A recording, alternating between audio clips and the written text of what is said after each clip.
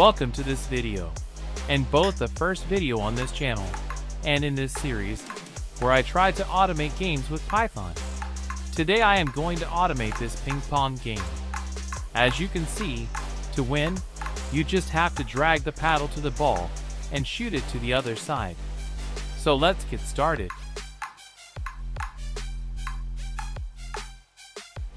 I am going to use Python in Visual Studio Code.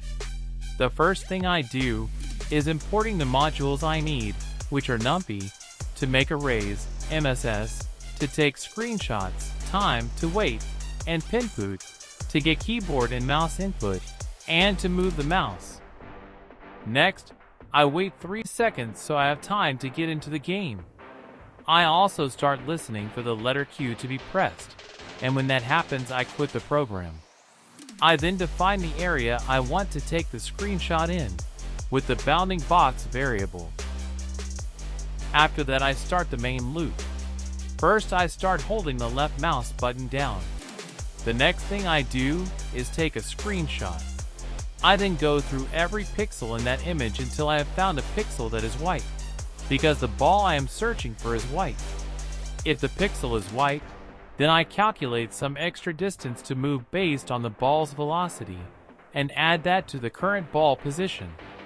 I do this because it takes the program some time to move to the ball's position. Then I move the mouse to the new calculated position. Last I repeat that code again and again until the program is quit. Here you can see the final running program. Now I will speed it up to see who wins, the game's bot or my bot.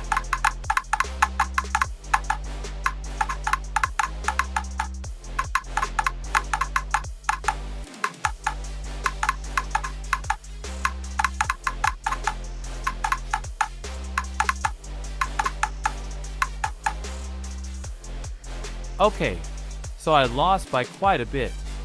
But I didn't do this to win anyway. The main goal was to take the fun away from the game, and that goal was accomplished.